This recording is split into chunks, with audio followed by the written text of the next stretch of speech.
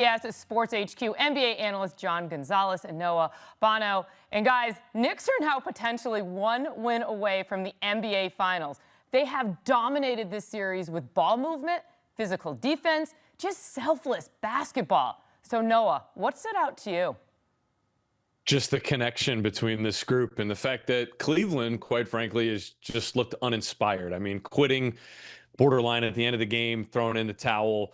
The New York Knicks are unbelievable. 10 straight wins in this postseason by an average margin of victory, 22.5 points per game. They're decimating teams, absolutely obliterating them. Think of 10 more synonyms. They're destroying the competition. I said it in the pregame. I thought they were the most dominant team, best playoff team thus far, top to bottom throughout this postseason. I think tonight really sort of stamped that, as they definitely have booked their first ticket to the NBA Finals since 1999. Yes, they got to win one more, but they're on the fast track to either sweep them or win it in 5. The series is not going past that because of the cohesion and just the confidence that they're playing. Look at Landry Shamet coming in this basketball game and drilling 3 3-pointers and getting fouled on a 4th one in the 4th quarter, just really further separate the Knicks versus the Cavs in this game, in a game where the Cavs just didn't look connected. Donovan Mitchell, James Harden, Evan Mobley combining for almost 20 turnovers between their 3 best players. It's just not going to cut it. The Knicks, on the other hand, just I can't rave enough about how amazing they look together. And then with Jalen Brunson running the show the way he is, scoring, distributing, and everybody feeding off of him, and the defense from this group, I mean, I'm in heaven right now. The New York Knicks up 3-0, one game away from the NBA Finals. Come on. I really thought the Cavs were going to put up a better fight, or any fight, and they definitely did not tonight. I mean, they had been prior to tonight pretty good at home, had only lost 1 game in the postseason, and then only 1 game going back to March, including the regular season. Then tonight they no-showed. They didn't lead at all the entire night, right? And Noah hit on it. Donovan Mitchell, James Harden, Evan Mobley, 15 of their 17 turnovers. Just can't happen. Cannot happen in a critical game 3 where you know if you lose this thing, your summer's rapidly approaching. Just book your vacation tickets now, and the Knicks are marching on for the first time since 1999.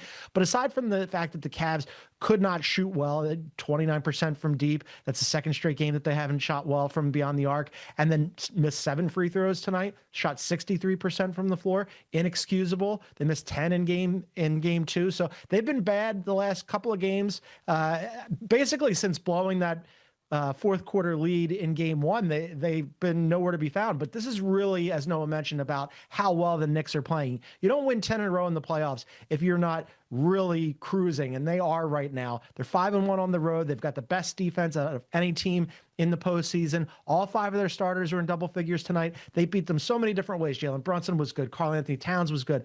OG was, forget about the hamstring injury. He looks like he's fine. And then Mikal Bridges, we should mention him as well. In after game 3 of the Atlanta series, where he couldn't hit a shot, Knicks fans were clamoring for him to get yanked from the starting lineup, and Mike Brown said, no. He's a really good player. I'm going to leave him in. You'll see he'll come around. And boy, has he come around. Now the guy can't miss. Went 11 for 15 from the floor. There's just so many different ways, and Mr. Do Everything, Josh Hart, did everything again tonight. There's so many different ways that the Knicks can beat you, and they showed it again tonight. And you both mentioned how the Cavs just came out uninspired. I mean, their season was on the line. It's definitely on the line now on Monday. How do you expect them to come out on Monday, John? Not well. I'm done.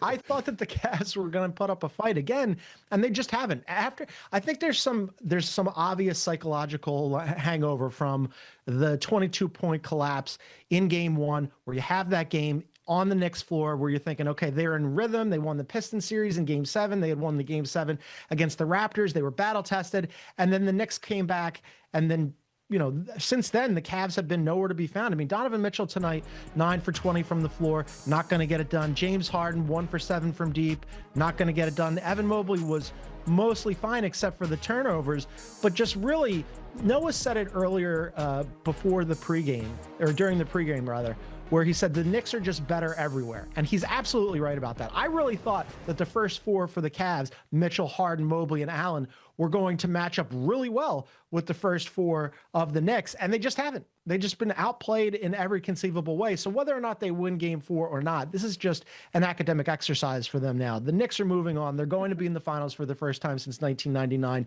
The league office, they're thrilled about that. They get the New York Knicks in the finals against whoever comes out of the West. That's going to be blockbuster ratings. But the Cavs, it's going to be a long summer in Cleveland. They're going to have a lot to think about.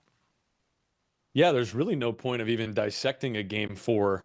I mean, it is what it is. Maybe they go out with some pride. This is very similar to 2018 or 2017 when LeBron was on the team and they went down 3-0 versus KD and the Warriors and they won game 4 and they put up historic numbers from the 3-point line, lost the series in 5. Thanks for the extra game, guys. Like, it does not matter here what happens in game 4 because I really, that second half kind of just told me everything I needed to know about Cleveland, which I really felt strongly about coming into tonight, that the psychological impact that John touched on, I touched on it in the pregame from game 1, was still impacting them, whether we could see it or not.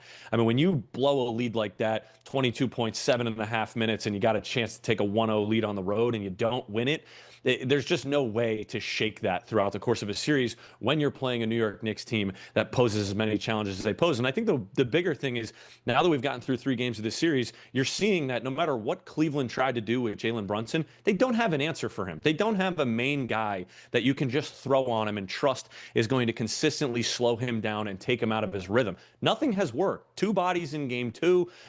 The mismatching that they tried tonight, nothing worked. Like, this is his second game in the series with 30-plus points. And I think when you have a guy like Brunson that understands it doesn't matter what you throw at me, I got a response, I got an answer every single time, it's made it impossible, especially on the other side when you don't know what's going on with Donovan Mitchell. Is he healthy? Can he be consistent for 2 straight games? And I actually thought for a little bit, James Harden, had a moment in the second quarter where he upped his aggressiveness, and it kind of looked like the old, I think Mike Breen said it, a little vintage James Harden moment. He was attacking the basket. Evan Mobley had his moments today, but John hit the nail on the head. Like, I really did believe that the 4 guys on the Cleveland Cavaliers would have posed a bigger challenge versus the top 4 of the New York Knicks, and they just haven't been able to come together in the same way that the entirety of the New York Knicks roster has. And if those 4 guys, I mean, if any 2 of them are struggling, it's really hard for them to win games. And I mean, we've seen them now drop 3 straight, and it's really unfortunate for Cleveland. John's right. They have a ridiculously tough summer ahead of them. They should probably pick up the phone right now and start calling LeBron to come back home. All right, get this.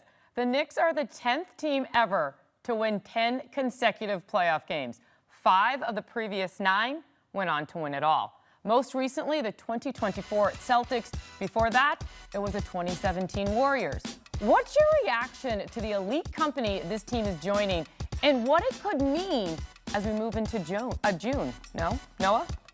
Yeah, I mean, look, the Knicks are playing incredible basketball, right? And we talked about this pregame, but my questions about the Knicks coming into the postseason were, how's that defense going to look? It was a little uneven during the regular season, and they really figured it out towards the end of the regular season. And then coming in to the playoffs, or right now in the playoffs, they have the #1 defensive rating of all the teams that made the postseason, right? And they've been awesome on the road. That's another indicator that that this team is legit. And as Noah mentioned, all 5 of their main guys have been phenomenal during this postseason. Now, I did knock them a little bit because I didn't think the competition had been that great. I thought that the Cavs would be better than the Sixers and the Hawks. Maybe I have this wrong. Maybe it's not so